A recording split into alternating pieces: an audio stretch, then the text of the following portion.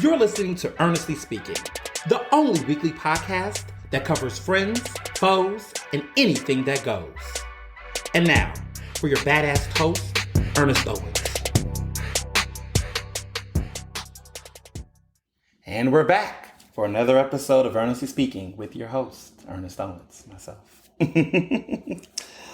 Well, we are in the thick of it already. I mean, oh my goodness, July is just here and we're already like, it's just, I feel like it goes by real fast this month. This is like, I wouldn't say a forgettable month, but it just feels like the kind of month that you just close your eyes and you're already like a third into the month. And I think that's what happens. And I think I blame the 4th of July. I think the 4th of July has a major role in it. Like the moment, you see what's going on, things just be going and going and going and going. And it's just a lot happening, as always.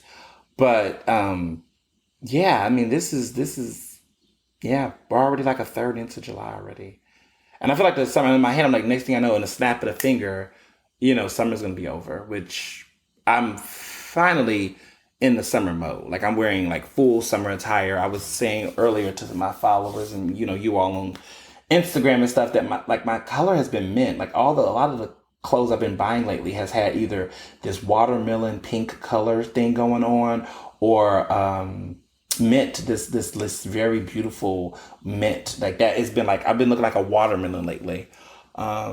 Very juicy, but I've been really enjoying the color schemes. And I get all my clothes from like one place, which is a thing within itself. But when you have variety, you can do those things when you have variety.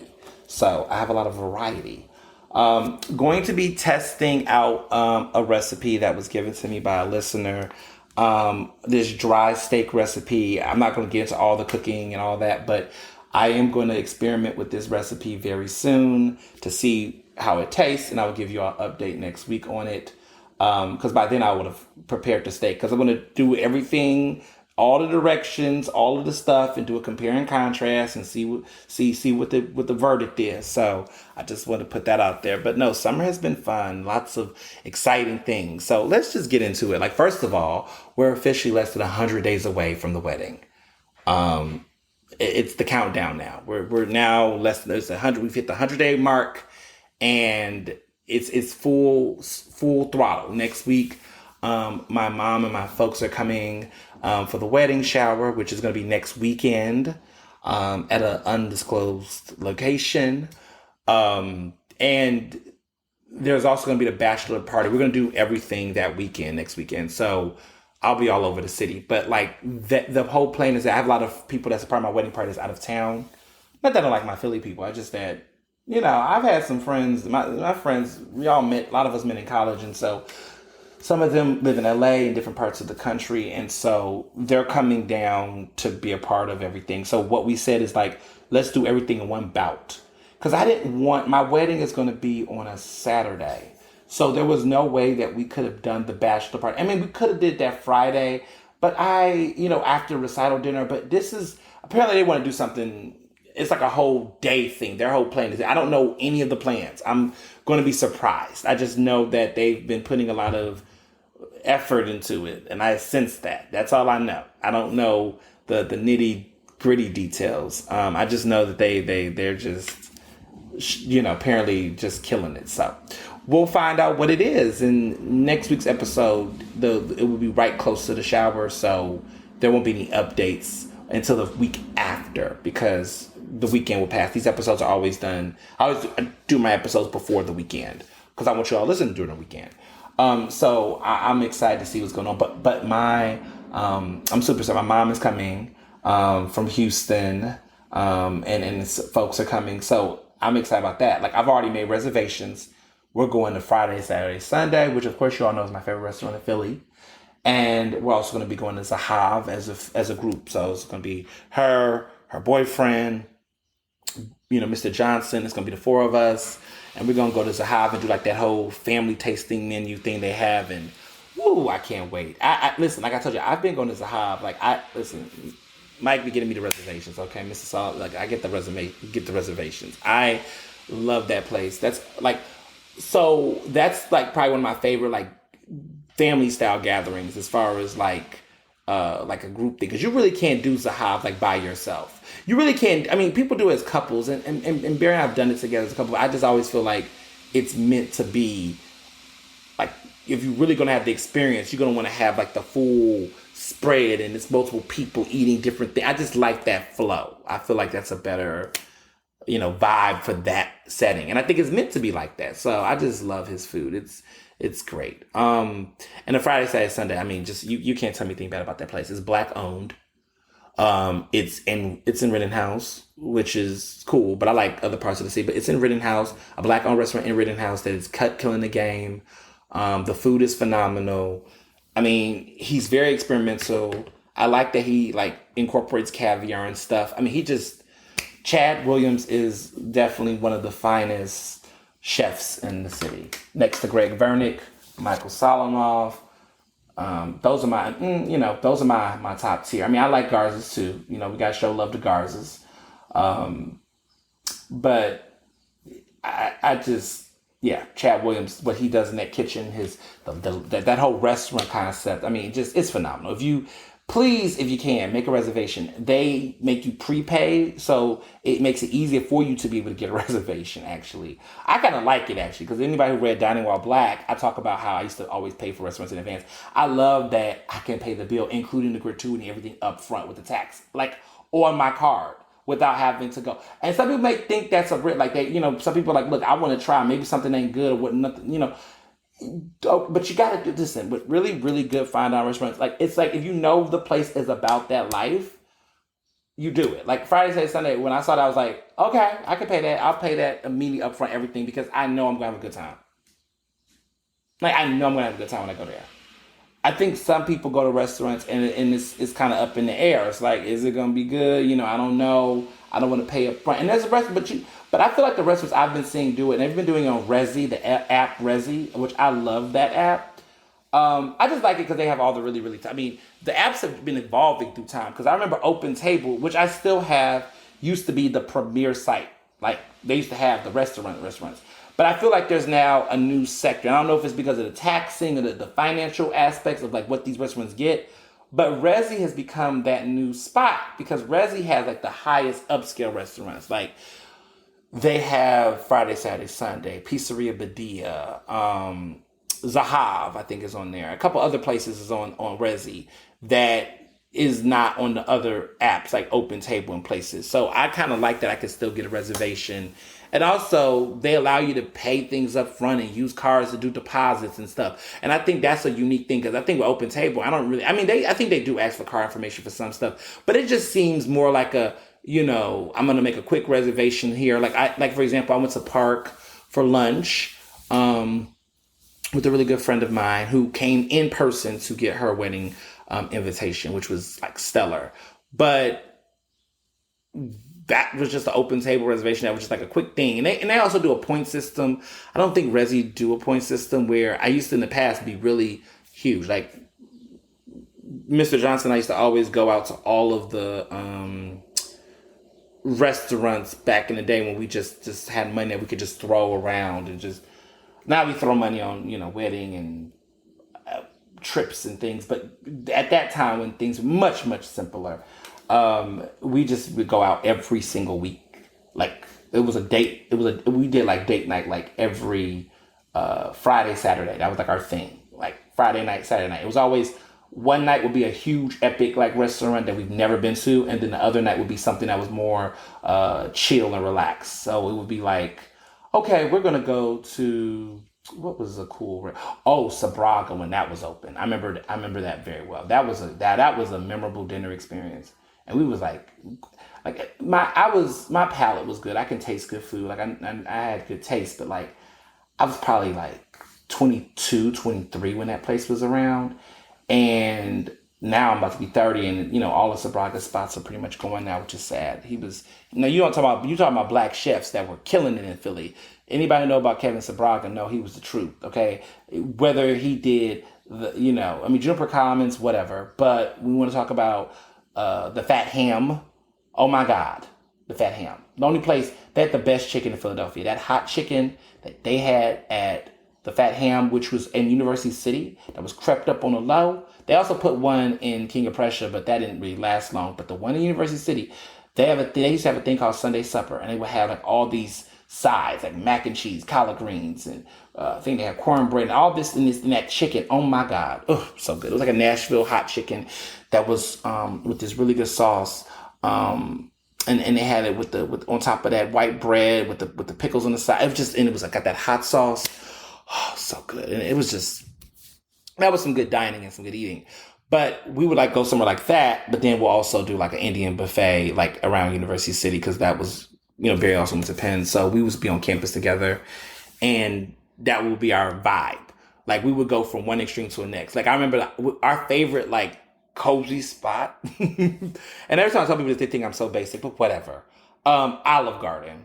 When that was in University City, when Olive Garden used to be right there on Chestnut. Was it Chestnut? I think that was Chestnut. Walnut? Probably, maybe Walnut. I'm thinking Chestnut. I can't remember. But it was right across the street from Fogo. So Fogo and Capitol Grill, which I think that was Walnut. And that was a whole thing it was Chestnut. Yes, it was Chestnut. I remember that whole strip. It was Chestnut. It was Chestnut, because that whole strip is right there. Yep. And Woody's was the Walnut side, and that wasn't where Walnut. That was not on the Walnut Street. It was on Chestnut. And Capitol Grill was there. Right across the street was Fogo. And then on the other side, next to the bowling alley was before the West Elm, it was that Olive Garden. And that was a great little place. I mean, I enjoyed it. I don't know, we used to go there. I used to be like, I used to get the same damn thing every time I went. And I was always excited like a kid at Christmas, the tour of Italy. And listen, you go there for what you want. Okay. I'm getting chicken parmesan. I'm getting the fettuccine alfredo on the side with the lasagna. All this there with that salad, unlimited breadsticks. And I still think they have one of the best salad dressings ever. I like the Olive Garden salad dressing. Judge your cat. I just think I enjoy the value of it all. I think they, for a chain restaurant, it's not fine dining, whatever. But sometimes if you want to get it in and you need to get it in, places like that do that. I mean, there are people that are like big Red Lobster evangelists. And I, grew up in Houston. So, I know some good seafood spots that are clearly better and fresher, that cost around the same amount of a Red Lobster. But that's because of where I grew up. So if you're Italian and you live in Philly, I can understand that me talking about Olive Garden right now is blasphemy, and I understand it. So by all means, forgive me for my basicness when it comes to Olive Garden. I just want to be clear that this is just, for me, it touched me a different type of way. But So life was such simpler. But I started to say that Friday, Saturday, Sunday is incredible. Zahav is going to be fabulous. And my mama is trying to do a lot, because her and her boyfriend are supposed to be going to New York that Friday, and then Saturday's the wedding shower, and then I have the whole day to slay, because apparently we're going to be doing stuff all day with my wedding party is going to be doing my thing, and then Mr. Johnson's wedding party is going to be doing his thing. So there's going to be all of these different things together. So it's going to be exciting. But invitations are coming in. The return invitations, like the people are confirming. Everybody's confirming. I'm like, damn, people are actually like, okay. Like, I'm excited. Like, people are really mailing it back. But I did make it easy for people to mail it back. But folks are actually mailing it back. I'm touched. I'm just so excited. And yeah, things are just coming along to plan and everything like that. The wedding shower is like literally next week. It's just going by so fast, but time flies when you're having fun. So as far as everything else go, working on my book, just, that's all I can say. Working on the book. You all, with your comments around my Blackware Hotels last week's episode, special edition episode I just dropped it on you all because, we made it in the charts. We still on the charts. We still doing it. Shout out to you all for the support and helping me, reach that milestone, especially in the 6 months, man. We're a hit podcast. I can say that we're a hit podcast show. But You all in your comments about that episode. Listen, it was funny. And listening back to it, I cracked my own self up. I was like, damn, like I could be a comedian if I wanted to in the low. I do too much. I'm not gonna be a comedian, but I'm just saying. I was like, me and Jamarcus could do a routine. We could go traveling through towns and do some sets. But I really enjoyed it, and it was super fun, and just you all's reactions and stuff. Listen, who knows? We might do it again eventually. Who knows?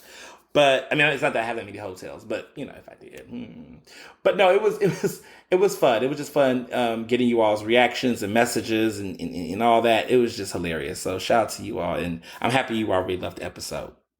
So a lot's been going on in the media, to say the least, and I just want to talk about some of the things that's been on my mind and some of the things I've been observing. So everyone's been asking me, like, what do you think about this whole Nicole Hannah-Jones situation? Because that's been, in the press, and she is an award-winning, Pulitzer Prize-winning journalist.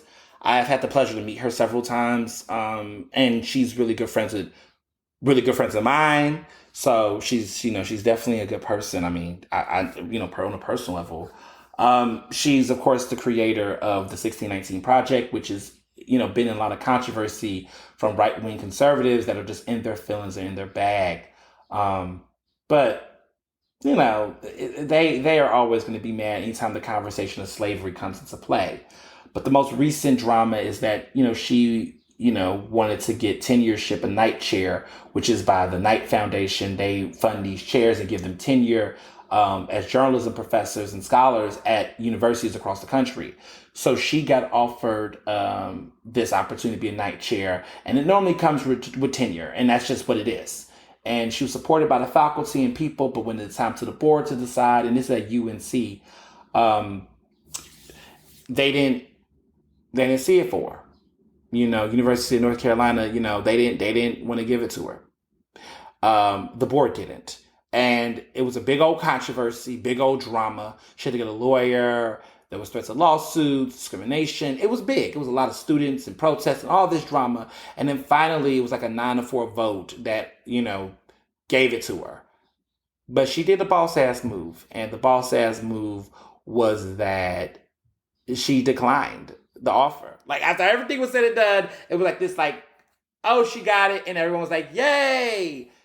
And I, in my mind, was like, you just never know, right? Because we're going to talk about these Gen Xers. We're going to talk about Gen Xers. But I was like, I don't know. Like, a badass millennial would say, you could take that and shove it up your ass. I was like, what is the Gen Xer going to do? Because sometimes, Gen Xers oftentimes, they're tricky. They either going to do the most boss-ass thing ever, or they're going to do the worst thing ever, which, to me, the worst thing in that situation would have been if she would have accepted that offer and then did the whole, I want to be a voice for change for these white people who are racist. And, like, that's what we always are forced to do. Black people are always put in positions where they have to be the saving grace for white people's fuckery.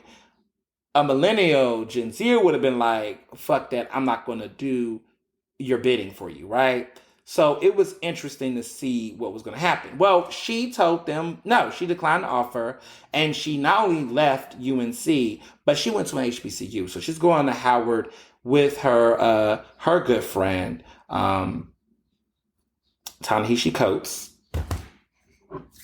Anybody who listens to the show know how I feel about him, so moving along. But they're going to be, good for them. They was able to raise and get a lot of money, millions of dollars over to Howard so they can have these positions over there and really make an impact. I'm going to say that real quick. But one of the quotes that she said in her statement on why she decided to decline the offer was, quote, "It is not my job to heal the University of North Carolina. That's a job of the people in power who created this situation in the first place." Nicole Hannah-Jones. Fire. Bars. Like, totally, absolutely. Like, that's how I feel about everything. I like all the stuff that's been going on with diversity, inclusion in the media, all these issues in journalism and newsrooms. Listen, I'm not here to clean up nobody's shit, heal no divides, do any of that crap. All I'm here to do is produce quality, award-winning journalism that's going to make an impact in communities and inform the people. That's what I do. Okay, that's my work. And that's the work that a lot of white journalists get to do every damn day. Black people, black and brown people are always put in positions where we have to be spokespersons and advocates and pseudo or ad hoc diversity inclusion directors without any type of pay to do that position. We're always put in these positions to do more than what our fair share is. My title at Philadelphia Magazine is editor at large. I'm going to be a motherfucking editor at large that's in charge. That's what I'm going to do. And if I choose to, engage in other diversity, equity, inclusion initiatives and other things, that would be of my own choice. But as a black person, I don't feel automatically obligated to do it. Now, do I do it? Yes, because I sometimes, like when I feel like it, right? Agency. I choose to do some things because I'm like, look, I do want to see some people succeed. If I see someone on my team, which I must say I work with a great group of people that is really trying to really get some real shit done on the forefront of whether it's coverage or discussion around names and titles and coverage issues. I'm going to always, if someone's sincere and they're about it, do that if I have the in me to do it. Like if I'm exhausted and burnt out or whatever the case might be at the moment, you're going to have to wait. But if it's something that is something I'm working on or working with other people and we're all in this together kind of thing, yeah, I'm going to show up in that way. But that's because of a choice. But I think what often happens is that black people in a lot of these situations don't have a choice. They're intimidated. They fear retaliation if they don't do some of these things. They don't have the agency to choose when and when not to sign in and sign up.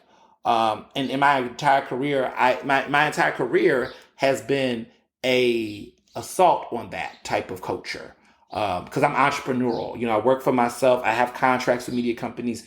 I always tell people I work with them, but I don't work for them.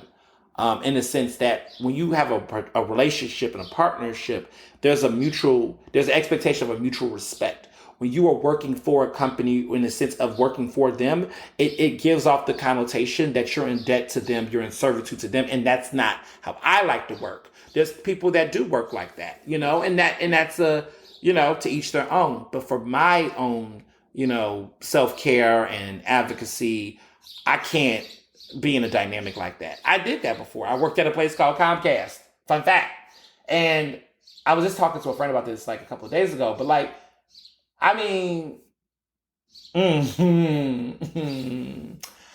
some people know how to work it. My mother works in corporate America. And she's been working in corporate America her entire life. She worked for Verizon Wireless for 18 years. And listen, I got scholarship. I didn't have to pay a cell phone bill. Life was good. But, she now works for another company and corporation or whatever. But she's in that culture. It's a different, it's a different type of game. And I see sometimes that she can get frustrated about it sometimes. But she's that's all she knows. She just understands that route. And for me, I'm just completely the opposite. I don't care about dress codes and fuck Jean Day. I'm too grown to be out here letting motherfuckers give me permission to wear what the fuck I want. Right now I'm doing this podcast with that's probably too much information. But let's just say I am drinking a smoothie in my, podcast space in the house. And I'm very in tune with nature right now. And I would just say that I couldn't go outside right now because I would be in trouble for indecent exposure. So I'm just saying that I'm enjoying that I have the agency to do that. Now, some people, for whatever reasons, different reasons, cannot. And I'm not judging folks on what they can and cannot do. I'm just saying that I'm fortunate and blessed to be in a position where I can, kind of set my own tables. And I think a lot more people can do that too.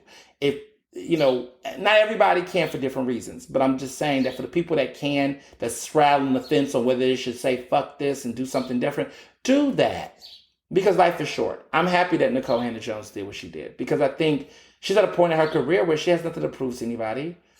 You don't got to go somewhere. I actually would have been upset if she would have taken the position there, because for all the work that she's done to push her career, to get the national conversation going on her issues, why go somewhere like that and, be reminded of the things you already know to be true? Why? It's not worth it. It's not worth it. And in certain ways, we all have talents. Sometimes it's about going where you're celebrated. It's about, being in a space that is different. Like, I think Nicole being in the HBCU environment is going to be different for her, on a teaching level in an academic space, because she's at the New York Times. I think it's going to be more interesting for her as a person to be somewhere like that than where she's used to, where it's always being the talented 10th. Like, I know that for myself. Like, I think the organizations I've joined and the stuff I get involved with, I try to mix it up. Like, I love writing for Black publications. People are like, you still write for them? You've written for this place and that. Yeah, but I love writing for the Black press. I love writing for Black-owned media companies that are paying their writers. Okay, not Ebony, all right? Ebony owed. I don't think they owe anymore, from what I heard, but they owed, right? I mean, there's places that are just grimy, but that's across the industry. There's white publications that don't be paying writers decently, like Teen Vogue. Oop, said it, right? Like, it goes across the board, right? But for me, I want to be able to be in community with my community in different ways. Like, all my writing is not just for white people to, make a deal. Like, I'm not subservient to white people's interests. Now, there are white people that listen to my podcast, of course, and read my articles and support it because they just appreciate the content, the quality of my work. But I think there are some journalists, I'm not talking about Nicole at all, but there are some journalists in this business that I feel like their entire purpose and branding is to educate or try to inform white people. And they have lost connection to thinking about that we're perpetuating white supremacy if everything we do is fixated on white people doing something rather than us taking opportunities to say, yes, white people do that, but also I want to talk to Black people about Black things. And I don't care where that's published, or I want to talk to them whether I want to publish in a Black publication or I want to talk about it on my own podcast, right? I think there has to be a space where we can feel comfortable not having to feel like we have to have an answer for every white problem, that we have to have a solution for every white problem, that it falls on us. We can. We can if we want to, come up with a strategy. If you want to talk about consultation fees and, you want to pay Black people to have an idea, sure, if there's people that want to do that work. But I think we have to, as a community, get out of this notion of expecting Black people to always be the reaction response. And I want to address something also, because that really came up, recently for me, is that there's been all this, there's always people asking for me to have a reaction or response to something that goes on. Everybody wants to always DM me a story or something. And as much as I understand what the intent behind it is, I just want to be clear that I'm not a rapid response machine. It looks like that. I get it. But over here, everything that I'm putting out is what I want to put out. There's some stuff that I just don't want to waste my energy talking about because everybody's hitting that damn dog with the same stick. Some stuff I do because I'm personally interested in it. But one of the reasons why I chose to be an independent journalist, to be an entrepreneur journalist that work with these companies, they have my own contracts, is because I pick the topics for everything I do. Everything I write, I pick my topics. I choose what I want to write about. And if I'm not feeling it, I'm not writing it. And I'm happy to be in a position in my career where I can say no. And so sometimes I say no. Sometimes I don't say no directly, but if you don't see me talking about it, 9 times out of 10, I don't think I have anything new to say that everyone else hasn't said, or I just don't care about it that much to say anything. And everything that is a Black issue is not necessarily something that is in my level. Sometimes someone else should be talking about that issue, or maybe they should have the authoritative voice, because sometimes we lose sight sometimes that we're in proximity with different identities in the community. And I feel like some people overtalk or don't understand that, hey, this might not be my expertise. This should go to someone else. I try to be fully aware of that as much as I can. I'm not perfect, but I try to think about, okay, there's someone else that's really doing that work. I'd rather you there. Like Darius Cooks, I'm not going to sit and talk about Darius Cooks all the time. Darius Crooks is what I call him, right? Because Kitchenista, who I love, has been doing some great expose stuff. I would rather you all go see Kitchenista's Instagram. I'm in solidarity with her. I support her trying to shut down this man because he's been accused of all types of heinous acts and just bad business practices and just being a whole overall nasty person. It's a mean ass person. And his food is garbage. He cannot cook. The shit looks horrible. We talked about it on one of my episodes. He's trash. For me, I want the black cooking community.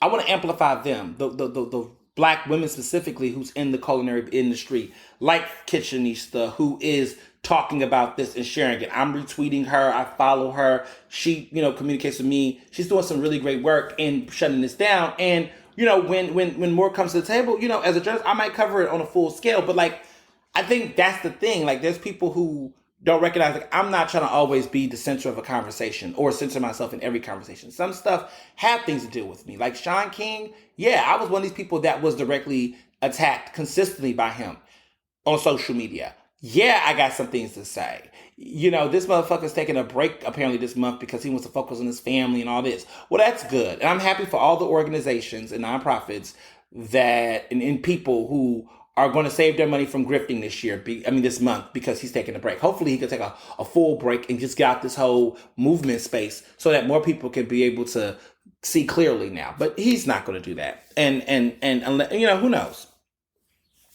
With all that money he has, you would think he would just say, he'll just hang it up by now. But greed is a motherfucker. So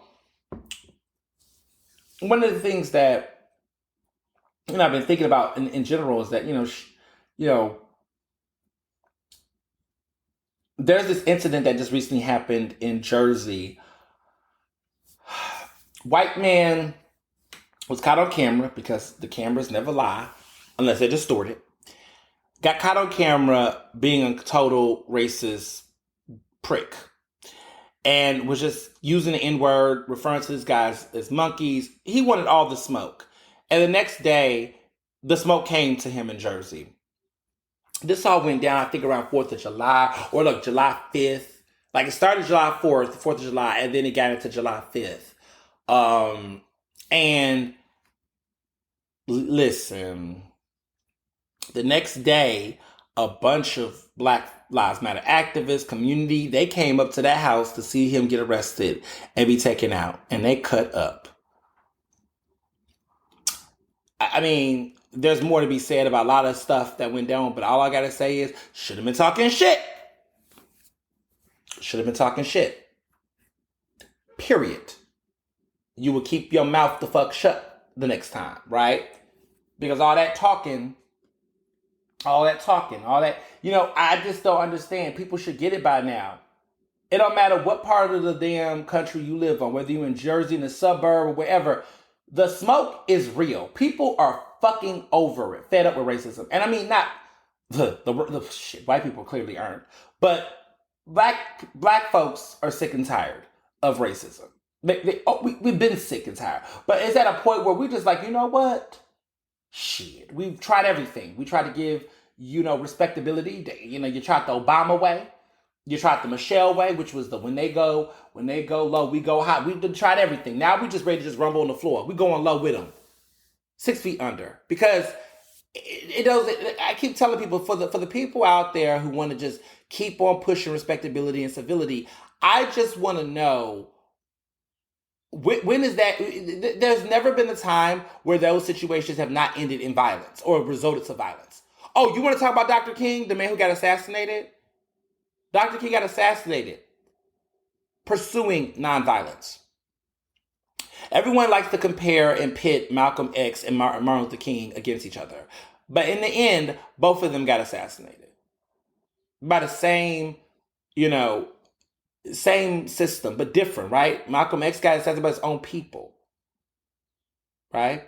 But Martin Luther King got assassinated by, an op. Thing is, you would think that after all the government relationships and the partnerships and the handshakes with Lyndon B. Johnson, all the stuff that was being done, that peace was coming. It didn't come. Then there were riots, because at that point, everybody was like, well, shit, we thought there was going to be peace, and then look what y'all did to our king. So then the riots happened across the country. So I'm not advocating for violence. Let me be full disclaimer. But what I'm saying is that the notion that there is always this gentler way to address these issues than get results is just not true. History has consistently shown us that unfortunately you gotta tear up shit or turn up to get shit popping. Okay? People have to throw bricks at Stonewall to really get it cracking on LGBTQ liberation. Just had to happen. You know, look, the riots that took place for Dr. King, just saying, a different conversation. I mean, people had to dump tea and pop off shots and, during the American Revolution to get George Washington to them to start battling. Just saying. There was an American Revolution. I would hint at my book, but my book talks about some of this council culture stuff, right? But it says that we always had to go from left to right. Like there's never been a situation where things could be just at peace.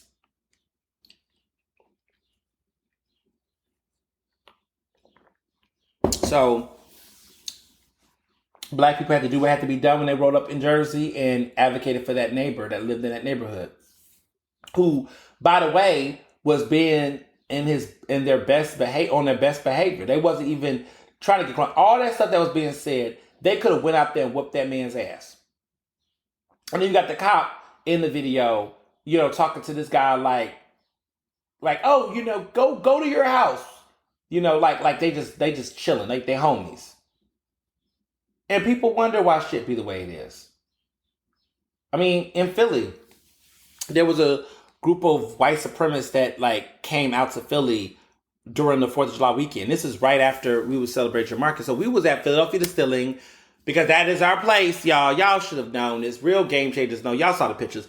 We love Philadelphia Distilling. It's one of my favorite places, y'all. I just love me some Philadelphia. I can drink my way through that damn place. They have everything popping over there. The drinks are fabulous. So we was there and we was thinking about going out late, seeing what else is popping. But when we was driving through, we got caught up in the midst of bumping to the white supremacists. Jamarcus and his roommate did, and they were like, "Oh, they're gonna turn around." So they didn't even go out. We was head out a different way, but then I started to see video footage, and next thing I know, there was some people I know that was out there swinging and banging and getting into it with them out there in them streets. So again, where was the police? I don't fuck with the police, but that's to say, where was the police? There's an article on CBS 3 Philly that was talking about why was the police handling this with such light hands. Y'all know why. And if you don't know why, ask somebody that is involved in talking about criminal justice and real social issues. This is why people, when I saw that video, I was like, so you got a whole white supremacist out here. They being detained, they're being told to leave, even though they're coming up here in, boxes, packing boxes and trucks like that, moving trucks and shit. And this all happened on a Saturday night in Philly, just casually. They had flags and everything. Shit was wild. And the police just handled it all right, guys. Could you imagine if we already know, a militia of black people with masks on, carrying, they flags, like we had the, Black Liberation flag, walking down, through city like that. You think that shit would have fared well? Please. They couldn't even get into the city, okay? The anti-blackness is so real. So, just letting y'all know what y'all city doing. But everybody wants me to talk about it all the time. Is that, listen, I am black and I get tired. So I used to feel obligated. And now I just be like, nah, I'm chilling. I'm relaxing. And I don't want to sound snappy, but sometimes I get messages from people that are just like, did you see this? Did you see this? Did you see this? And I'm like, oh, yeah. And I don't fucking care. And I'm not trying to be mean. It's just that I just have shit to do. I have a life. I'm writing a book. I am getting married. I am doing speaking engagements. I am writing for another magazine. I have 2 other media contracts that I appear to. I'm teaching a course right now. I also want to hang out with friends and breathe and take naps. I'm not gonna lie to you. I kid you not. Don't send me did you see this? I probably did, and if I didn't, oh well. I'm okay with that. It's okay. It's okay to say no. And that's something I have to learn. Because I used to wear myself the fuck out a while ago. And I was in the middle of a master's program in a pandemic. So if there's any way to just articulate this to my closest, most devout followers and fans, love you. Thank you. But please, let me just do my thing the way I do it, because I don't have all the time in the day, especially nowadays. Because y'all want a book. I want a book. Shit. I got a lot to say about a lot of things. Maybe I'm putting it in the book. You ever thought about that? Maybe I'm just not going to put all my cards on the table because I'm saving some of my thoughts for a chapter in a book or something. Who knows? Who knows? Whatever it is. Let me live. Let me live. Please. Or I'm just going to just do it anyway. But please. But moving along, one of the things that's been really interesting, and in talking about this, because I'm following with this, is that people ask about Mark Lamar Hill. So y'all already know I cannot with Mr. Mark Lamar Hill. I really can't. One of these days I'll tell a story about, maybe. He's an interesting fellow. Interesting fellow. I don't know if I'm ready to tell my story. Maybe I have. Maybe I haven't. I don't know. I sometimes don't know interesting guy. Why I say all this is that there was some critiques on social media about this show. He is on the Black News Channel, which I don't know I'm trying to figure out what the Black News Channel is. It's not on my channel. I don't think my cable has it or whatever, but I don't know. There's a big draw. People are really, it's been maintaining this visibility, and it's been trying to generate buzz, and I don't know. I think that they're trying to be on that. They're trying to fill the void that BET once had when BET had BET News, and BET used to have the news, and that was an era. I remember those days. Y'all remember those days when BET, Ed Gordon, remember that? He used to host it. I was young, and then the other girl, Terry or whoever, there was a black woman who was also anchored there too. And she used to be Kira Reed. Used to be Carrie Reed or Kira Reed or whatever. She used to be on there. Ed Gordon used to host stuff. That used to be the show. I remember that era. I was young enough. See, that's how you tell your age. I was young enough to remember when BET had a evening news program. I'm that old. If he don't know that, if he don't remember that, he's too young for you. Not if he used to do the whole, they too young for you. If you too young for me if you never saw a VHS.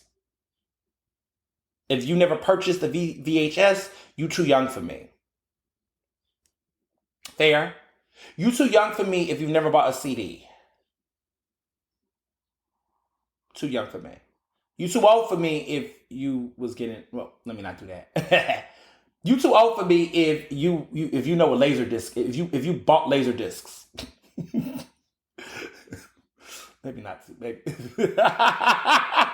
Anyway, you're too young for me if you don't know what an MP3 player is.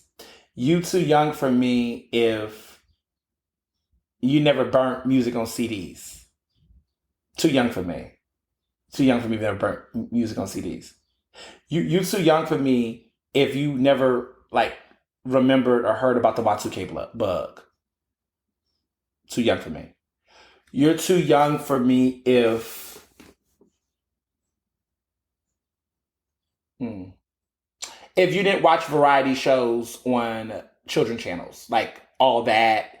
The Amanda show, the Amanda show. If you never if you don't even know what I'm talking about right now, you're too young for me. You're too young. You too young for me if you never applied to college with the Common App. Okay, the Common application, like that, the old school way. If you don't know what I'm talking about, you too young for me. You're too young for me if you don't know what Curve is and why that cologne is like if you don't know anything about the Curve cologne movement, like when That was like the Liz Claiborne curve. If you don't know nothing about that whole Liz Claiborne curve movement, you too young for me. You too young for me. Mm. You too young for me if you don't know Britney Spears in the height of her career. Like if you don't remember when Britney was actually on top. And if you only look at Britney as a joke. If you only look at Britney Spears as a total meltdown and joke, and you was from that era, you don't remember Britney when Britney was at the height of her career, you too young for me. Because real people know, like, everybody be talking all this about Britney now, and it is what it is. Free Britney all day. But I look at these people like, you too young. I can tell you young, because if you don't know Britney, hell, you too young if you don't remember Lindsay Lohan when she was in her career at the top of her career. Okay? You too young. You too young if you don't know about the Sarah McLachlan commercials. Now, see, I'm too old. I'm too young to appreciate Sarah McLachlan with Lilith Fair. So if you went to Lilith Fair, you too old for me. But if you don't know about Sarah McLachlan's, animal welfare shelter commercials, you're too young for me.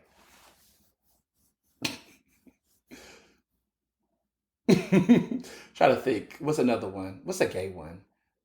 Because I know you too gay for me if you don't know what BGC and Adam for Adam is. You're too gay for me if you're too gay for me. Well, you're too young for me if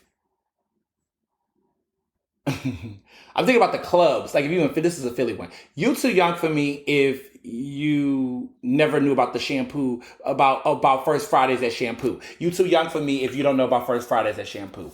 Boom. Boom. You too young for me if you never heard of Dentures Inn or Ventures Inn in Philly. And for those in the community that know about Venture Inn or Denture, if you never heard of that, you don't know what that is, you too young for me. You can't talk to me. Just saying. Yes. Yes. And you're too old for me if you remember Hepburns. Because yes, you too. If you know Hepburns, and you're too old for me if you went to First Air Khmer. Well, no, you could have been a little similar. You could be all right. But if you knew about Hepburns, you're too old for me. If you know about Hepburns back in the day. So that's okay. That's my jokes. Ooh, I got another one. And this is like the last one, and it's corny as fuck. You're too young for me if you only know Little Scrappy, if you only know about Little Scrappy or Ray J as reality TV stars. Boom. If that's how you know them, and that's your way of knowing these people, and you look at them as, like, if I tell you who Little Scrappy is, you talk about, the guy I love hip hop. If that's your way of knowing who Little Scrappy is, you are too young for me. If your only way that you know about Ray J is either through the sex tape, or, well, I'll get you. You might be on the cusp if you know about the sex tape. But if that's how you know, and if you don't know who Reggie Bush is and how he's connected to Kim Kardashian, you are definitely too young for me. All right. Okay, and bonus point. If you don't know who Jessica Simpson is, or don't never heard of the show The Newlyweds, you're definitely too young for me. Okay. A lot of y'all too young for me. A lot of y'all, some of y'all might be a little too old for me, because, laser discs, come on. I heard that was a thing. I can't relate. But I say all this to say, transitioning, because I always be digressing. I was talking about Mark. Okay, let me get to Mark, and then I'm going to bring up this Gen Xer issue. So the issue with Mark Lamont Hill is that recently this show that he's on Black News Channel with BET and all this stuff, well, they're not connected. So let me be clear. Black News Channel is not affiliated with BET. It's its own entity, got its own funders, its own support. That's its own pet project of its own, okay? Just want to put that clarity out there. Lately, he's been interviewing some very wacky people. And it wacky in the sense that, okay, when all that drama went down with Trick Daddy and Beyonce, and he was talking about Beyonce can't sing, blah, blah, blah, blah, blah, bullshit. Okay, he brought Trick Daddy on his show. Why? That's so weird, I guess. That's not a strike, but just an interesting thing. But lately, he's been bringing on some interesting people that is full of shit. So, for example, he brought Judge Joe Brown. And I'm going to say this, too. If you don't know who Judge Brown is, you're too young for me. Real people know about the original divorce court, Judge Maybelline. Everybody, if you don't know who these people are, you're too young for me. And if you don't know them in their prime, you're too young for me. And if you don't know that Judge Mathis is better than Judge Joe Brown, you're too young for me. Just saying. Just saying. So, I want to do one more. I could just do this for hours. If you don't know who Steve Wilkos is before he had his own show and worked for Jerry Springer, you're too young for me. All right. So, okay. And if you watch Phil Donahue, you're too old for me. I know who Phil Donahue is, but I was not. I was a baby. If you was watching Phil Donahue and grew up listening to Phil, you're too young for me. And Sarah Jesse Raphael, if you was growing up like older, watching her like as a teenager, you too old for me. And Ricky Lake, if you know who Ricky Lake is and Jenny Jones is, bonus points. But if you was watching them like religiously and know who they were as an older person, too old for me. All right. So Judge Joe Brown is basically a rape apologist. Like, he basically is defending Bill Cosby up and down the wazoo, saying the craziest things about the victims, the survivors, just saying all kind of like ridiculous stuff. Like, he's like goo-goo crazy and gaga for Bill Cosby. You know, Bill Cosby, as you all know, basically was allowed to come back, you know, got the conviction overturned and everything like that. So it's been a shit show since. I mean, Stephanie Mills is out here, Tori, whatever, the one from 3LW who's now on the show Power. And again, if you don't know who Notori is before Power and don't remember the group 3LW and don't know nothing about some, you know, the famous girl group 3LW before they fell off, you know them now in their other projects and stuff, you're too young for me. Because 3LW had a moment. Promises. If you don't know what I'm talking about when I say that, you're too young for me. And you're too young for us, my crew. Okay? We all around the same age. But there's just been a bunch of people coming out the wazoo, like defending Bill Cosby or trying to pretend like, you know, it's just trash. So, update though, Felicia Rashad, who was the initial one that came out with her post, she's now taking sensitivity trainings now. She's being held accountable in a different way. They're not going to fire her. I didn't never think they was going to fire her to begin with, because look at Howard right now. Howard they got, you know, Ta-Nehisi Coates and Nicole Hannah-Jones in the journalism department. They got Felicia Rashad in the arts and the Chad with Baldwin. They are just killing it. And a lot of this is because of Kamala Harris, to be honest. Like Kamala or Coppola, whatever you want to call it today. Her presence has like made everybody want to boost her to school. My frustration is, and this is my little sidebar because I just got to get this off my chest, is that if everybody's going to Howard and putting all their money in the Mecca and just putting all their energy there, I would like to see that trickle down for all the other HBCUs. Not that I have a stake in this, but my mom's boyfriend went to FAMU. He's a FAMU. He's a Rattler. Y'all Rattlers are all over the place. And that's not bad. I'm saying y'all all over the country. Like, I know a lot of Rattlers, okay? That FAMU love is crazy.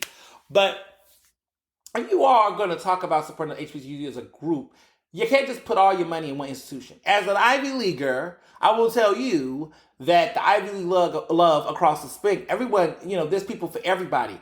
I just would like to see that. I just always feel like it's always a Morehouse, Howard, or Spelman conversation. And I would just like to see other groups get support. And maybe that means I have to be a donor and donate and support. Like, I mean, Morgan State, like, shout out to Morgan State University. They have a really good journalism program over there, okay? Dwayne Wickham used to be the big dean over there. Now he's retired, but he used to be the big dean. He was a founder, one of the founders of the National Association of Black Journalists, NABJ, okay? And was a national president. There's a lot of great programs in journalism and other different institutions across the HBCU network. Support those people too. Support Bennett College. Support these other institutions that don't get the glossiness of what I call the big three, which is, again, Howard, Morehouse, Spelman. Those are the big three. But like you got Prairie View, you got these other schools out here that could get some support. So I don't know, Texas Southern University, I believe, TSU, I think that, yeah. Like support these other schools. Grambling, I believe, it might be HBCU. Like support these other schools. I just think there's other schools that could use that money and support. And I fear that Howard's just going to become like that like one destination. Like people try that in the Ivy, like Harvard is, right? But you got Yale, you got Princeton, and y'all not about to play Penn, honey. Penn is in the mix. Columbia. Good Lord. I would love to, not to treat the schools like Ivies, but I would just love to see people spread the support and the visibility of the other schools the way that people do the Ivies. I would just like to see HBCUs kind of like flex across the board and people can spread that money out, because there's a lot of great programs across the HBCU network. And I just feel like all of the energy just going to Howard is just going to make them even more insufferable. And no shade. Like, I'm not saying shade. I just say, in HBCUs, my friends tell me who's going to those schools that the Howard people are more insufferable. They just really got a thing on their shoulder. But then Morehouse men are Renaissance men because of, MLK went there. But then you got the Spelman girls who want to let you all know that, that they don't play. Like everybody that came up out of Spelman too. And, Howard has, definitely got their people. They got Diddy, Terrence Howard.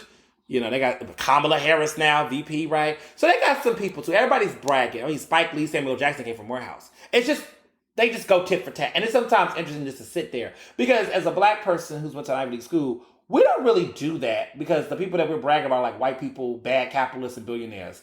And then we got a couple of good black people, like we got Obama, Michelle, right? We got our people. But it's never that type of talk. Like normally, we've had a lot of people come out of the Ivies that are black. A lot of people, actually. John Legend went to my alma mater, right? Like, there's some people. Alicia Keys went to Columbia. Did y'all know that? A couple of good people came out of the Ivies. Me, Mark Lamont Hill, clearly. But all that to say that Judge Joe Brown is a hot-ass mess, and this Cosby support has been a mess. And the thing about Mark is that Mark has been just hosting trash on his show. So he does like a news segment or whatever that he hosts or anchors, and he's been letting these types of people come on, like Judge Joe Brown, and just say the most ridiculous, god-awful things that is just ridiculous. And then he has Benzino, who was just really homophobic recently about Lil Nas X and his performance at BET Awards. And he went on the whole thing letting this man talk about that. And the thing, and I always has this guy named TJ Pearson, this young Republican that was on there. And my whole thing is like, I think that there's an element of Mark and people like Mark in the industry that think that having these really over-the-top polarizing personalities and them trying to quote-unquote check them on air is going to somehow like do good. But it doesn't, okay? Like the research, and I'm not saying research like seriously, but I'm just being like observation and common sense and example show. The data shows that that's bullshit, right? Like giving Candace Owens a platform where T.I., which fuck him, right? But like T.I. and Killer Mike and these people, or Diddy and them, want to have a platform and let Candace Owens sit. These people go on shows like this to troll.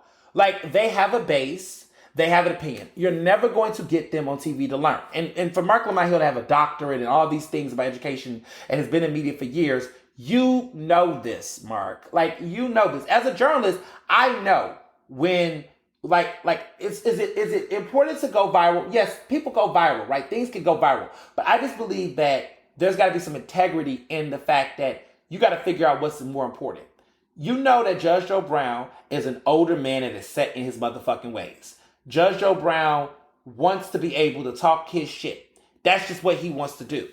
And Mark has to understand, like, okay, dude, you're letting this man have a platform on your show. Like when Joe Brown ain't shaking no tables.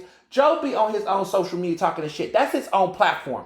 But when you take him off of your platform and put him off of his platform, put him on yours, you're amplifying his message to a large legion of other people. And then what happens? People that feel safe, that feel, like they can trust you and they value, they now look at you sideways like, what you doing this for? Because everybody was talking about his journalism. You ain't listen. If you want to talk to Cosby apologists, talk to his fucking lawyers. right? People that are directly involved. But all these celebrity people with they stupid, badass hot takes, nobody want to hear that shit. And it doesn't really actually do anything. It's not a mature conversation. So you are supposed to be a journalist, parentheses, because I don't really consider Mark LaMahill a journalist. I personally just don't. I think he's more of a commentator or whatever the fuck they call those things. But I don't look at him as a journalist personally. I just don't. Because his practices and the things that he do, they're too convoluted enough for me to believe that he's a journalist. And I don't think a lot of people in the industry would agree with me, actually. I don't see Mark LaMahill as a journalist. I think Mark LaMahill is a media personality that gets these opportunities because of his clout and because of the fact that he has done some work, right? No one can take that from him. But I think at the end of the day, he's a hustler. He wants to make money. Like, you're hosting basketball wives reunions. You're hosting, shit like that. But then you're also at Morehouse, And I'm not talking about the respectability policy. It's like, you want a check. And if you're trying to get a check, just get a check. You want to make money. You're scared to be broke. I get it. He's had some financial hardships when he was younger and going through, I think he said he was like homeless and didn't have no money when he was in Morehouse and he went to Temple and stuff. Like the brother got a child to feed. I get it, right? Get your paper. But that's what you're doing. You're getting your paper. I think when we want to have a conversation where we're not talking about media people or journalists, and we talk about black people just making money as if that's the end all. Like with Tyler Perry, it's like, oh, well, look at how much money he's making. He's successful. Fiscal success. And even from a man that refers himself as a Marxist, even though he's had money back, I like to call Mark LaMahill the Marxist with the Maybach, because, for all of the another thing for another day. But if you're going to be in that space where you're going to talk about social justice and all these things, there's got to be an element where you also have to recognize like your presence in certain platforms, and like how that dampens the message or even the brand. And I don't even know what the brand is, because it's like, at one sense, you're very anti-capitalism and the structures that be, but you also play with these corporate structures that perpetuate these negative stereotypes about black and brown people. And you pontificate on trying to be the woke guy or the smartest guy in that room. I just feel like, at a certain sense, being the smartest guy in a room in a sea of already known dumbasses does not make you the smartest guy in the room. It actually makes you a clown, because you should want to put yourself in spaces that are challenging, but also doing real work. And I think that the work he does off of media is more impactful and more meaningful than the work he tries to do in media, because it's just like, I don't know what you're doing here. Like why would you give Judge Joe Brown a platform? Why would you give C.J. Pearson, that's his name, the young bull, who he's now an adult now, but young adult. Why you argue with like an 18-year-old, 19-year-old boy on national TV about conservatives and politics? Like, that's just stupid. Like, we all know C.J. Pearson is a hack. He just wants to get money. He just want to be seen. This little boy been 12 years old barking at Obama back in the day and just getting all types of like clicks and views because everybody want to say, look at this young conservative. Like, that shit is so corny. That is the playbook, right? Get a black person to say they support Trump. Get a black person that says something bad about black politicians. Ooh. Like, we're not a monolith, but at the same time, like, why amplify the most extremes? Like, if there's black conservatives out there, I don't know, Condoleezza Rice, talk to her. Talk to Colin Powell. Figure out what he's doing now, right? Talk to some of these people that are more mature that could be something of substance. Talk to the Warhawks and interrogate them on their policies. I just feel like going after the low-hanging fruit when you're supposed to be this very highly public intellectual, it's just cheap. It's cheap. It's cheap. Like talking to Benzino about Lil Nas X. Listen, bro, if you got these celebrity friends, your Hollywood friends like that, call them people. Like when he interviewed, Patrice Khan, Colors, like I know they got their little relationship outside of they cool outside of the work.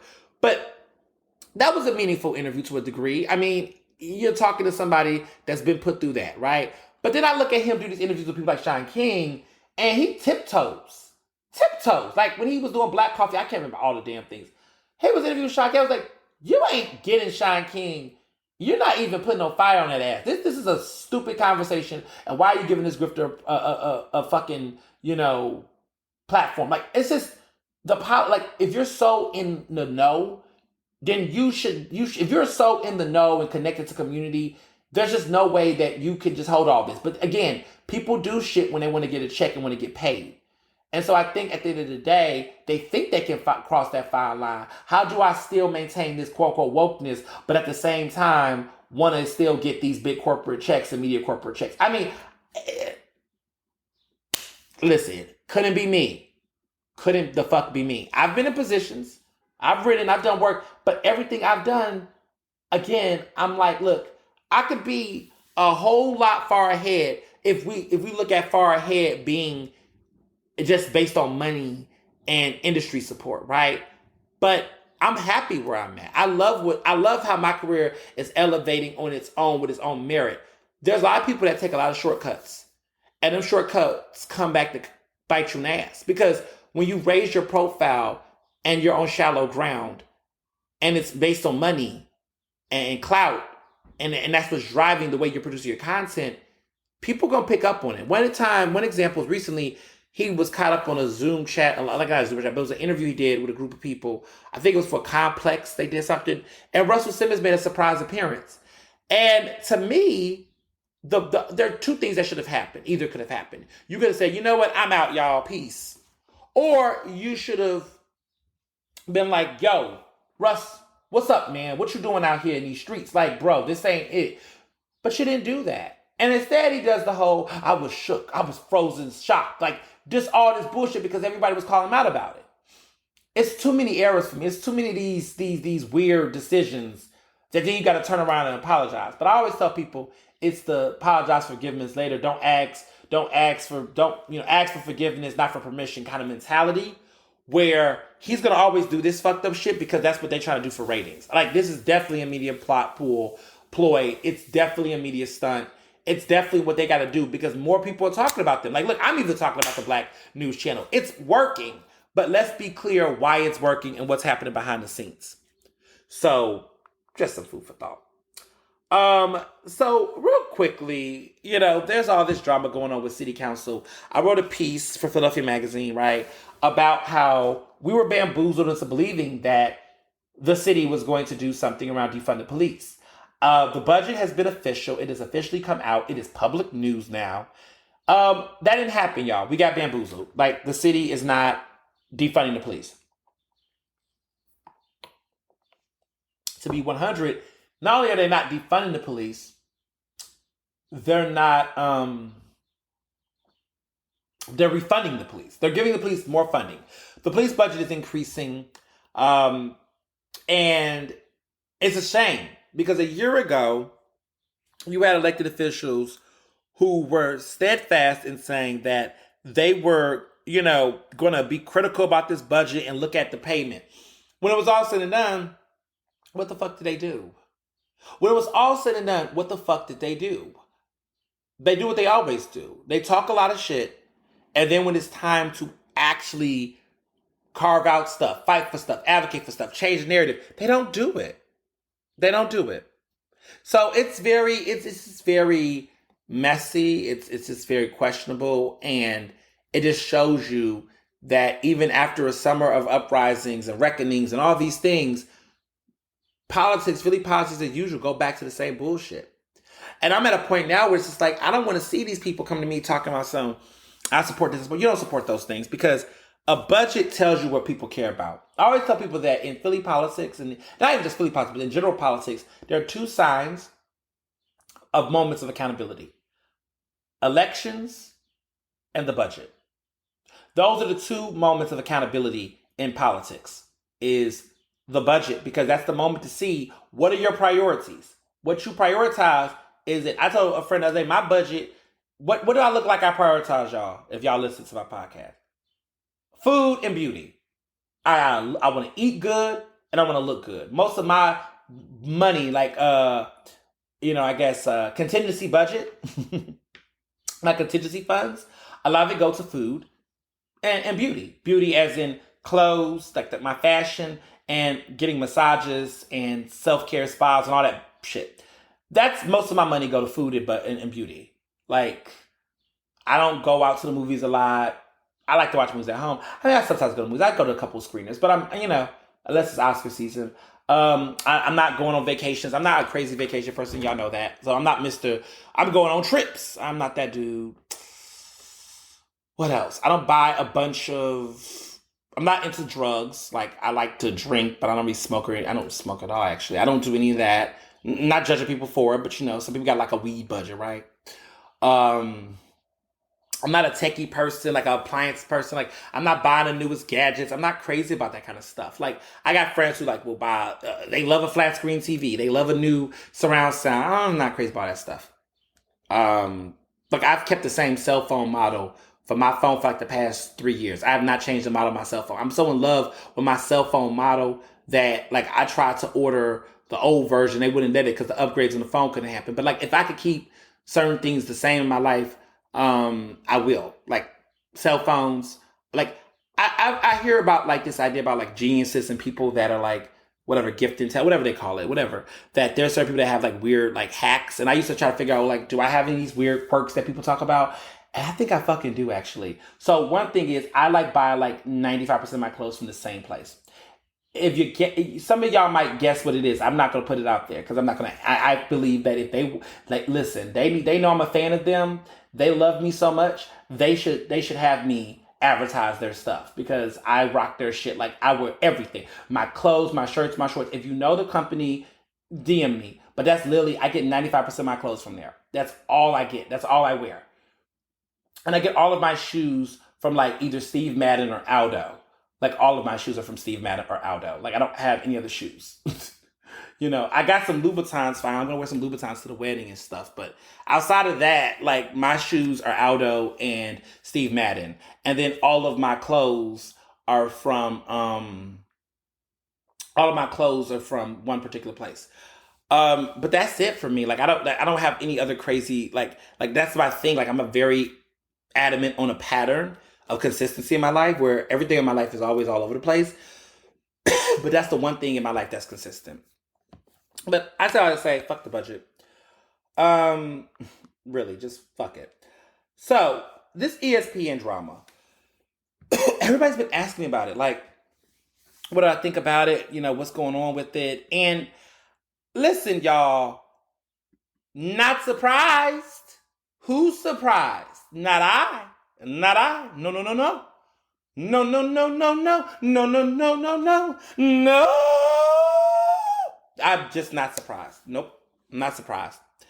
And if you don't know the reference about what my vocal is for and where that came from, you're too young for me. So this whole conversation about, you know,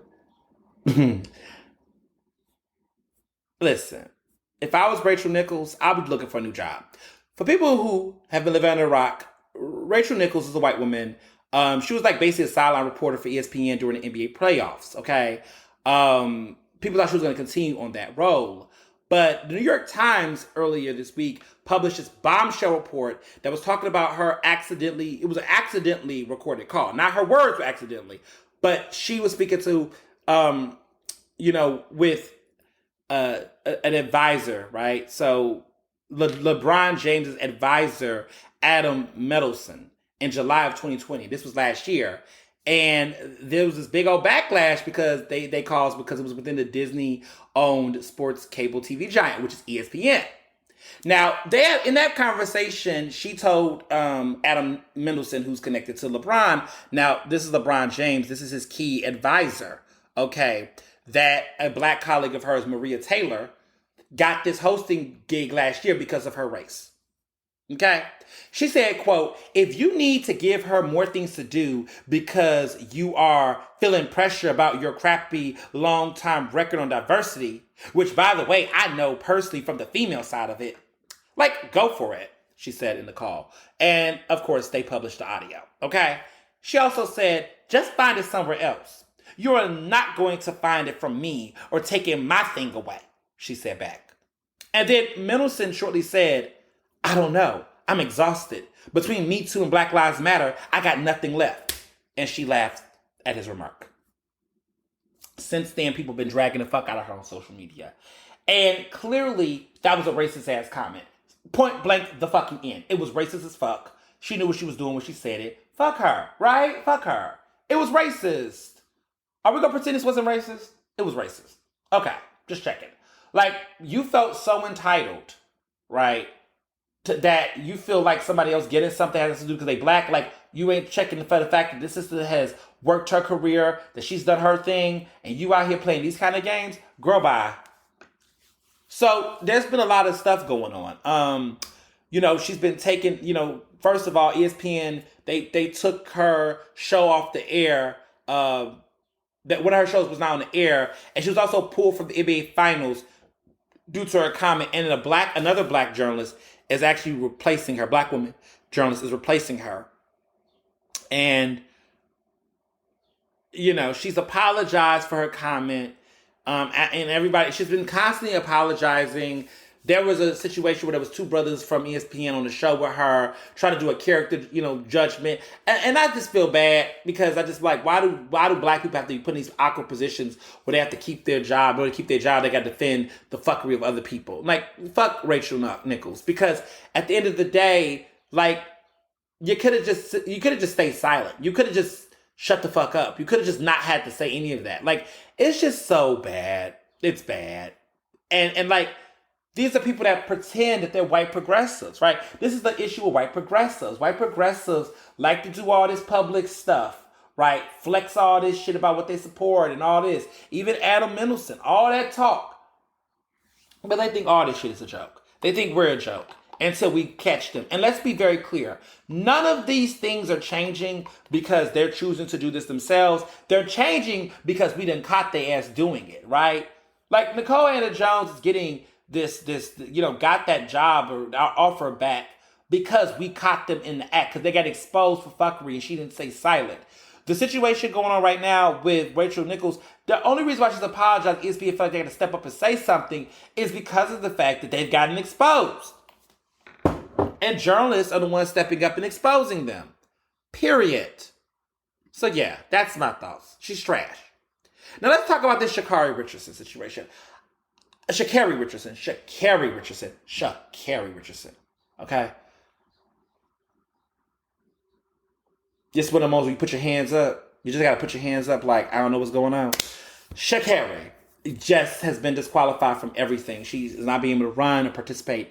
And there's a lot of people doing this whole the rules are the rules, the rules are the rules. We fucking know what the rules are. But that don't mean that the rules are justified. She's not going to be able to play because of the fact that basically she did a drug test and they basically found out she was smoking weed. She signed paperwork agreeing that she wasn't, but marijuana, in my opinion, cannabis, in my opinion, should not be banned. It's not like what? It's not an enhancer. I don't get it. But people just like to find every reason to take people off. I get it, right? The policy's stupid. They need to reform it and change it. People are upset, right? The issue is that where's her grace, right? Even if rules are quote-unquote the rules, let people be disappointed. People are heartbroken. This young lady basically lost her mother right before she participated and qualified for the Olympics, right? She's young. She's queer. She's doing her thing. And yes, I saw her tweets, okay, where she was talking about not being crazy about Lil Nas X. Okay, Lil Nas X give no fucks. She says about guys wear pink and some stuff that just was anti-fem. And she's also in the community too. And I'm just like, okay, she's 22. She's stupid. She makes stupid decisions. But that doesn't mean that there shouldn't be grace for the larger issue that ends up impacting her immediately in this. And I just hate that sometimes in the midst of a conversation, people will find these other flaws and daggers to justify it. A lot of people didn't like her because they thought she was just ghetto, quote unquote, whatever the fuck that means in 2021.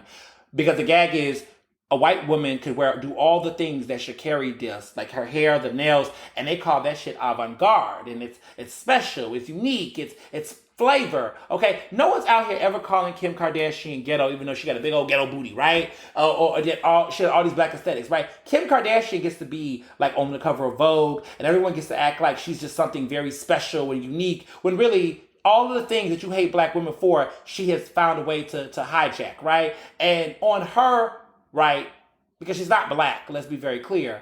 They say, oh, she's Armenian. She's white. Okay, she's white. She's a white passing Armenian. She's white. They will give that to her, all those attributes to her. And she gets to be gorgeous, stunning, all this. She gets on to go to the Met Gala, right? But it takes an arm and leg for black women, right? Like Meg Thee Stallion and others to get that kind of treatment, to be viewed in that kind of way. Like Meg Thee Stallion should be on the cover of Vogue. She's on the cover of Time magazine. Like, she deserves to get all of those, that same thing. Like, everybody was giving all these white girls, that whole Kardashian, Jenner clan gets to sit around here all day and apply black aesthetics and culturally appropriate, do all this shit, and yet black women get held for it. And I just feel like at the end of the day, Sha'Carri Richardson was a white woman with that hair and that look. People would have thought it was radical. Y'all don't ever come for white women and their aesthetics and the respect to be politics like that the same way you do black women. Just stop the misogynoir. Stop it.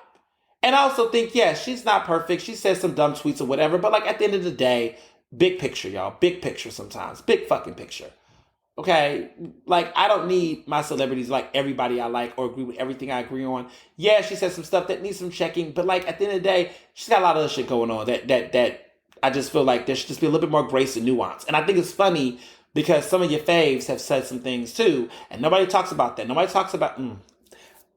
Just leave her alone. I just hope that she just is in a place where she takes some time off, get her mind right, be around the right people in her life. Just be in a good space. That's all. I wish her well. Which makes me go on to say this, because I really want to throw these shots at the Gen Xers real quick. I just want to have a Gen Xer shot plug real quick. So on social media, I've been talking about how Gen Xers are like either the best of people or the worst of people. There's no in between with that motherfucking bunch. Everybody want to talk about millennials and boomers. We've been fighting for some years, okay? I be fighting with the boomers left and right. They always want to talk about me. They always say I'm an ageist. I like old people. That's not true. That's not fucking true. The issue I have with boomers, because yes, look at a millennial, talk about boomers about Gen Xers, because they always the forgotten generation. I almost forgot about the Gen X. I keep forgetting about them in the podcast lineup. Talking about this right now. I keep forgetting about Gen Xers. They're the forgotten generation, but we'll get on them in a minute. My issue with boomers in this conversation, I've been having this conversation lately, that there's all this conversation about, oh, Ernest is not like old people, or he's ageist, he's this. Let's be motherfucking clear. There's a difference between reverence and subservitude. Okay? I give reverence to my elders who are respectful and are good people. But in every generation, there are people that do problematic things, that abuse power, that look at you as a subservient. And I think that because of the fact that I will not be in service to the subservient, let me be clear, to be subservient to the ideas, the respectability, and the issues with older people, then the first thing they want to say is, oh, you don't fuck with us. If fucking with old people, to some of these older people, mean listening to everything they say, agreeing to everything, abiding by their quote-unquote culture, then I guess I don't like them. If that is what your idea is, then I'm going to disagree. I'm going to respectfully disagree with that. And there's too much of this paternalism in our community, our culture, where everybody like to do this whole, he don't like old people, he like this. You know, I think the thing for me is people say, well, why is it said about me? Because I am a black, young, gay man in lots of leadership positions early in my career. And because of that, I'm intimidating. I'm going to lean into it right now. I'm intimidating to some people. And I'm not going to change that, because it's not like I go out my way to do that. I'm not trying to be a bully. I'm not trying to be any of these things deliberately, but I have strong opinions. And I've been a person who has been oppressed and suppressed by a lot of motherfuckers who told me to shut my gay ass up. Okay, shut my black gay ass up. Okay, and don't want people like me to be outspoken or speak. So I'm sorry if I talk a little louder, because a lot of people I know have had people put their foot down their necks. Okay, I have a whole different understanding and coming about this. And I think sometimes older cishet people, especially even in my own community, they don't take the time to unwind and unpack that, hey, this young generation, just like when they were in their era, is coming with a punch, and it's disruptive and it's different. And it doesn't mean someone's pushing somebody out or kicking people out. It's just saying, y'all been holding these motherfucking seats. When you look at Philadelphia politics, some of these people that's held on to seats for 30, 20 years, are you just thinking that by default, this narrative of we don't like old people, we want to stop that shit, shut that shit up? That's all. That's my fight with the boomers. Is that there's this misunderstanding between, reverence, respect, and subservitude. Like there's a lot of this being a subservientness. You want me to be a servant and just kissing, grab at your feet. I'm not going to do that if it's not earned. Because that's how you get a Bill Cosby, right? Bill Cosby wants people to sit up here and respect his legacy and his work. Motherfucker, you was out here raping people. No, you're not getting my fucking respect. No, you're not. If you're wrong, you're wrong. People just give too many exemptions and exceptions and think that the generation, and we'll get to that. And mind you, these are their parents. So I feel bad for Gen X because people say Gen Xers got to deal with naggy boomers as their parents and ungrateful millennial children. My thing with Gen Xers is that, like I said, they're either the best or the worst. Some of the best people I know in my life are Gen Xers. The absolute best. Flawless. Great mediators. Great listeners. Great organizers. Yes. Yes. When they're good, they're great. But when they suck, they suck. A lot of people want to talk about how they're latchkey generation, all these other things, they have to figure out things and navigate things. These are messy. Hold grace for them. Okay, sure. I'll hold grace for them. Whatever. I don't care. I don't mind.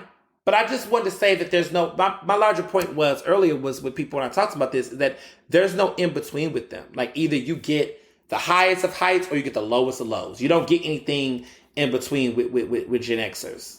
They're either your best friend or they're your enemy.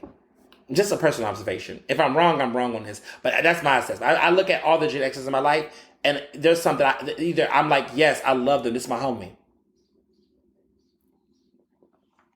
Or I'm like, fuck that person. Keep them away from me with their creepy ass self. Like, I just don't have I don't have any in between with them. That's just a millennial perspective. I don't know what the boomers think about it, but that's just my perspective with the Gen Xers. Y'all on a range. So, speaking of range, Tabatha Brown, okay, who gave Wendy the biggest read of her life a week ago, who went viral for that. She got a damn Sunshine season and just sold out in 39 minutes. I'm hoping somebody knows or got a seasoning. If you do, please mail it to me. I'll pay 5 times the price. What, it costs $5 for the season? I'll give you $25. Like, I want this seasoning. Perfect wedding gift or registry gift for somebody. Find me that damn Tabatha seasoning. They said that it's coming back in the fall. But if you got it, if you got your hands on it, know someone got their hands on it, oh my God, I need it. I need the seasoning. It's salt-free, which is good because, black people need to cut back on salt. We all should be cutting back off of salt intake, but especially us. It's salt-free. It's got lots of flavor. She's a vegan, so I'm assuming it's going to be good for vegan dishes, but just going to be good on anything. I want to put it on some chicken. I know. I just want to put it on some chicken. I want to put it on some shrimp. It just sounds like it would be a good marinade for some shrimp or some chicken or salmon. Just a good salmon. Oh. Anyway, I just really think it's got like mango and a little bit of garlic and pineapple. Just all types of it's just glowy and it just looks good. And she's on a bottle too. It's just too much. Love it. Love her. But all I have to say is that she's been getting the last laugh because Wendy Williams right now, y'all, is a mess. Like, Wendy Williams is a hot ass mess right now. I don't know what's going on, Wendy. There was a clip that came out that said something about how Wendy was, there was a segment on Twitter, it went viral, and it showed her interviewing somebody. Well, she was talking about a TikTok star, and she goes into this long tirade about how this person got more followers than her, and they said she had a bunch of Instagram followers, but she was talking about how her son had more Instagram followers, and how this guy is huge on TikTok, got all these followers. She was just going ham. Crazy part is that she then quickly announced that this man is dead at 29. What the fuck, Wendy? Like, I was just like, you done did this whole build up. I'm laughing, the audience laughing, she's talking, and then at the end she just drops this whole, he's dead. I'm like, what kind of, it was devastating. But it's just been a lot. I mean, Wendy has been a problem for many years. And I've always kind of had an up and down relationship, like how to read her. Because there's a part of me that's like, okay, listen, y'all, she's just the gossip. Y'all sit up and go, I mean, I don't go up for the Breakfast Club. So let's be clear. But she comes from that culture of, okay, these Gen Xers yet again, of that New York messy, how you doing? Gossipy, word on the street culture. I mean, that was the culture. And there was a people that love mess. There's a generation of people that love mess. And listen, I enjoy mess like the next gal. But like, her whole career has been built off of that. And I just think it's weird because it's like there's people put limits on who she can go after and who she can't. But someone made a good point on social media, and I really like this, is that they just said that it's interesting that her targets of her quote unquote jokes are always black women or black people. Wendy pretty much is elevated because of that. Like if she tried to do the Ellen DeGeneres approach, it wouldn't work. But the reason why she's beating Ellen in the ratings and she's just really growing is because of the fact that she is making jokes about black people with a largely white audience. Have anyone seen that audience on Wendy? Like that audience, a lot of white women. And a lot of white women watch Wendy Williams. And in many ways, Wendy Williams is like their ticket into all the drama of the culture. So a lot of white women know a lot about these celebrity gossips, these issues, because they watch Wendy Williams who talks to them with the blonde hair. Versus, I mean, there's some content, right, that's really, like, I don't know who listens to The Breakfast Club. I guess white people listen to it too, I suppose. But, like, there's shows where you could tell it's very curated for a very, like, black audience. And there's some folks, hip-hop heads that are white or whatever, that might want to join in. But Wendy's show is very much so plays up that its appeal is to a larger audience of people and fans. And it's not just black women or black people. I mean, the gays love her, right? But white women. And I just think that most of her hot topics, a lot of it, and a lot of her jokes and her humor is pointed towards black women and black people. So I just think it's interesting that by design, that's her motto. That's her motto. And maybe that's why she's largely problematic. But also she has like these very antiquated, unhinged opinions and takes that sometimes be like, what is this about? And what are you saying? Like, I don't know. And given that the biggest hot topic of that show really is the fact that her husband's a producer, was having a whole affair, screwing another chick the whole time with money that basically she was making for them. A total hot mess. But Wendy's gone Wendy. So I'm wrapping some of this up. There's been a lot of talk about this Telfar bag. And I never knew much about this until, I seen it, but I didn't get all the hype. So everybody's been seeing this bag. It's a very plain but big bag that has a big old T on it. And it's been hot. Like everyone wants this damn bag. It's called a Telfar bag. The designer's a black gay man. And he designed this lovely bag. And it's got different colors and different sizes. But it is so... people love it. Like an oversized bag. And it's black owned. And people are calling it a Bushwick Birkin. That's what people are calling it, a Bushwick Birkin bag. And it's just really hot. Well, the big old thing is that, the designer of it, his name is Telfar Clemens. And Telfar Clemens is the designer. He's a black gay man, and everybody's hype about it. Now, the issue is that yesterday or the other day, Beyonce went to a pizza parlor with Jay-Z, which Jay-Z is just looking... you just look up how Jay-Z looks now. Since everybody got something to say about women looks, but like Jay-Z just looks like he gives no fucks now. He's rocked the fuck out. Beyonce though, still fabulous, glamorous, She is walking with this bag and everybody in there is going crazy. So everybody's like, oh, the prices are going to go up. That's it. The stocks, that's it. Say goodbye. I'm never going to get me a Telfar bag or whatever. Everyone's doing all this, like, this dramatic stuff. And sometimes I get annoyed with Twitter because it could be an echo chamber, like, all the fucking time. And everybody's like, oh, I'm never going to get a Telfar bag. I'm never going to get this. And just, like, all this whining. Well, what I loved about what he said, Telfar said that price not changing. And then he put a picture, the emojis of the bumblebees that represent beehive in a smiley face. And his quote is always, for his company, is not for you, for everyone. Fabulous.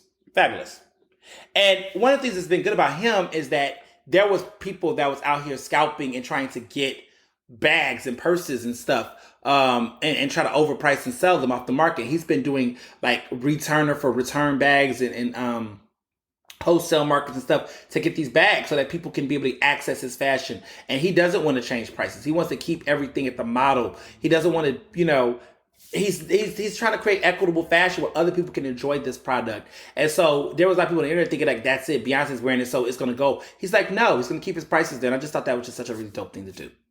Just because everybody's always feel like they gotta raise something to do something, but he's like, nah, he's good where he's at, and his scale is awesome. So, shout out to him because that's just such a rarity of fashion, especially in a world where you got people like fucking what's that guy who be stealing everybody's fashion? He's just a whole mess. But everybody used to like him a lot. He used to be at the Louis Vuitton fashion house, and he used to collaborate with Kanye West back in the day. And everybody used to like his stuff. I gotta find out his name because I remember everybody knows him, but his company, Virgil Abloh, who is the chief executive officer of Off-White with those ridiculous clothes. But apparently his designs, he's filthy ass rich. He's 40. Okay. He's got a reputation for street art and stuff. Crazy over the top expensive shit, real. But the crazy part is, like, he has a fucking mask he's selling for $180. What the fuck? Why would somebody buy a face mask for $180? I guess, right? Just logos and stuff. People are really into his stuff, but it's him and Kanye, right?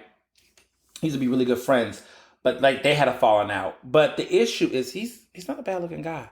The issue with him though is that apparently he rips off a lot of designers. Like a lot of people look at his fashion stuff and look at him and be like, yeah, this dude got this from somewhere else. Like he gets his stuff from like other people that are like up and coming. And there's a lot of people that show his designer stuff and look at his shit and just be like, red flag.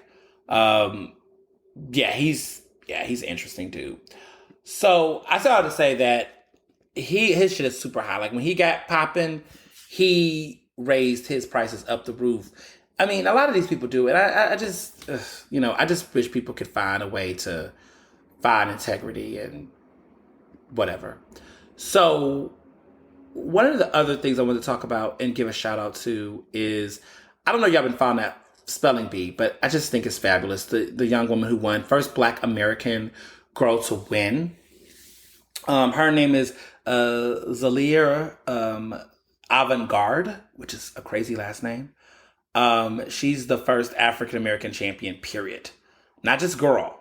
Not the first black girl, the first Black African American champion, to be clear. Because there are some people who are from other parts of diaspora who has won. But she is the first African American to win the spelling bee.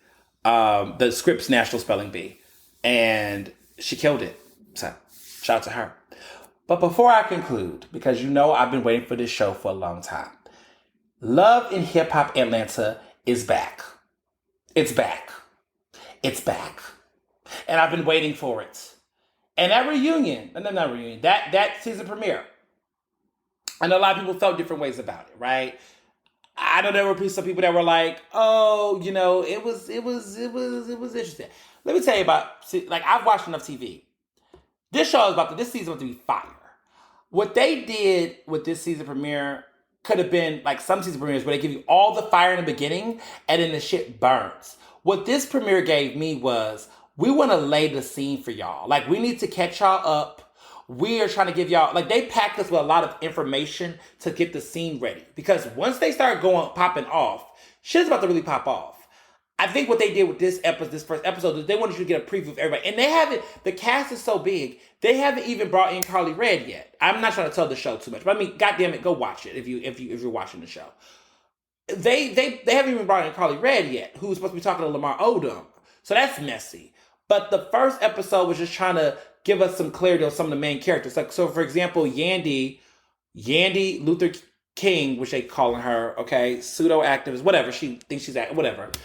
Yandy, who was on Love and Hip Hop Hollywood, who has a husband, Mendeces, who was locked up for a minute, all that drama, the one who didn't have the real marriage, and I think they now are actually really married, all that crap. She's now in Atlanta.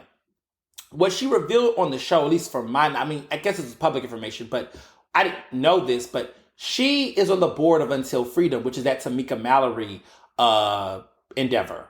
Y'all know how I feel about Tamika Mallory and her capitalistic ways around this activism and the stuff that she's doing, right? And her appreciation and protection of Shaun King, which is a hot fucking ass mess.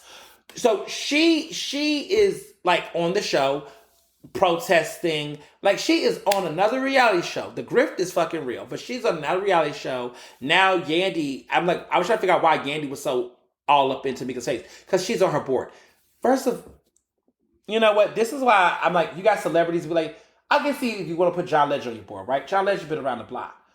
But what Yandy ain't, I just feel like that's why, you know, people are not trying to have no real accountability in their board. Because when you have a board like this, you know what I'm saying?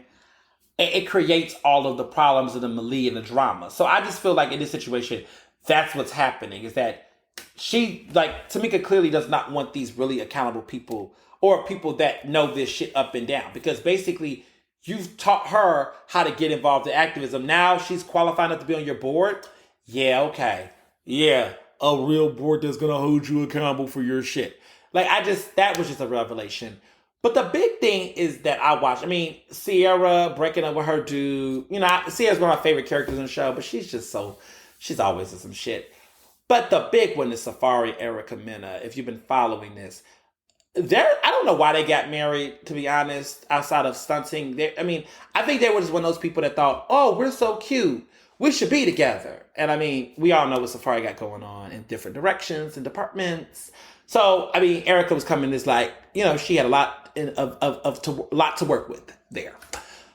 My thing is that both of them, first of all, let's just keep it real about Safari. Safari has never been the same since he left Nicki Minaj. Okay, they was together for 12 years. I think we're finding out why Nicki and him did not work. And some of that is Nicki, by all means. Clearly, she has issues, her own issues, right? But Safari was no innocent person, okay? Clearly, Safari has a lot of immaturity issues, and he wants to play all day. Erica, I just feel like is someone who she is so engrossed in her celebrity that she just cannot give herself a fucking break. She's always dating someone, and there's no such shame in it, because both of them keep hopping with somebody, right? But I feel like she just don't know what she want to do. She want to do music for 5 seconds. We all realized that wasn't working. I don't know what she do. She's supposed to be a model at one point in time. It's just very unclear what she really do outside of just fame, right? Celebrity is her occupation, kind of like Kim Kardashian. So they got together, I feel like, on very like superficial grounds. Like in the sense of I'm hurt, you're hurt. So they're trauma bonding. And I always tell people, do never let a relationship be based on trauma bonding. Don't get with a person in the sense that you all both came from some hard shit and y'all feel like being together is going to heal y'all. That's always a recipe for disaster. That's what I was taught. Like, me and Mr. Johnson were doing pretty damn good all by ourselves. I didn't get with him because I had some bad situations and he rescued me out of fire. Because that creates all kind of disproportions in the relationship. I was in a very good place. I was very confident. I wasn't even looking for nobody. Okay, I wasn't looking for anybody. He also was not looking for anybody either. He was just getting himself adjusted to Philly and Penn, and he was being chill and being cool and having a good time. We just kind of just was like, I was like, you're cute, okay. And he's like, I like you, you're cool. We just kind of connected and we just hit it off, and now we're getting married. I think we've been able to be together for as long as we have for the past 7 years because of the fact that it's not rooted in trauma bonding or desperation. A lot of people get in these relationships that are very toxic, very violent, and they make these connections on false platitudes. And I think that's when the issues get really messy. That's not how I ever want to be in any type of relationship. I don't want to be in a dynamic where I feel like, you know, I don't have any real space or any breather or anything. I don't want to ever be in a dynamic like that. So that's why I say to people, and I emphasize here, don't ever do that. So right now, their shit was hot when it was hot, but now it's just some issues. And apparently, we're getting a hint, of course, that she's going to be pregnant again. They've already had a child. He's talking about how he's not used to this lifestyle, and you know he didn't realize it's going to be this much work. And I think she's dealing with some, I don't want to say postpartum depression, but I wouldn't be surprised. But she seems to be very much, you know, feeling like that the walls are closing in on her. And that's a normal experience for women that are dealing with pregnancies or, you know, having children. So I just kind of feel like he's just being like, he wants to still be out here in the streets and play. He's very immature. But you knew this. Any man that's running around here straight all the time. Anytime you're dealing with a man like that, like, you should look at him and say, before y'all let you get in here raw, do I want this man to be the father of my children? Like, in my head, do I trust that this man is the most mature man to be the father of my children? If you know, not that I can give children. But when I look at Mr. Johnson, I say that man could be the father of my children. If we wanted to have children, he could be the father of my children. I see it. I see the maturity. I see the range. He could be the daddy to these kids. I'd do it.